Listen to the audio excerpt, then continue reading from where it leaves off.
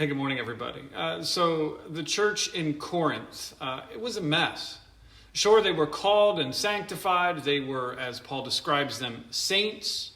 They had been blessed with lots of knowledge, with quality teaching. They had spiritual gifts in abundance, but they were still a mess, just like we are.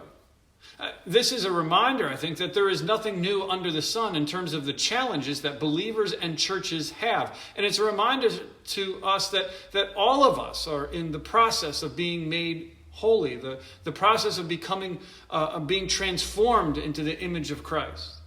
Now, it struck me that the Corinthians' issues found their root in pride. They were proud of which teacher they had aligned themselves with. They were proud of their understanding. They were proud of their own actions and accomplishments. And yet Paul, I think, very intentionally strikes a fatal blow to their conceit when he writes in verse 23 of chapter 1, "But we preach Christ crucified, a stumbling block to the Jews and folly to the Gentiles."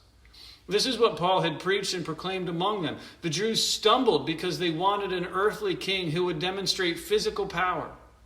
The Gentiles wrote Jesus off because they wanted lofty rhetoric and kind of flowery wisdom, and they found Jesus to be rather simplistic.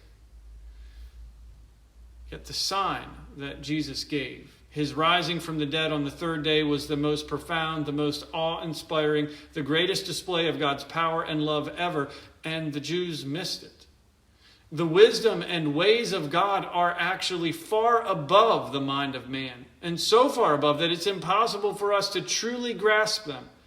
Yet the Gentiles scoffed at Jesus anyway. And it strikes me that that's the problem with pride. See, pride elevates ourselves. It elevates us above everything else. And yet it's precisely our pride that must be reined in, that must be controlled in order to enjoy the power of God's salvation. The cross of Jesus Christ shatters our arrogance because it both shows the severity of our sin as well as the mercy of God. It defeats our boasting because salvation is a gift that we receive by grace through faith. No one earns it. No one deserves it. As the prophet Micah said, we are thus called to walk humbly with God. All of us are equally deserving of God's wrath, and all of us are equal recipients of his grace. So let's lay aside our pride and humbly look to God as we read his word today.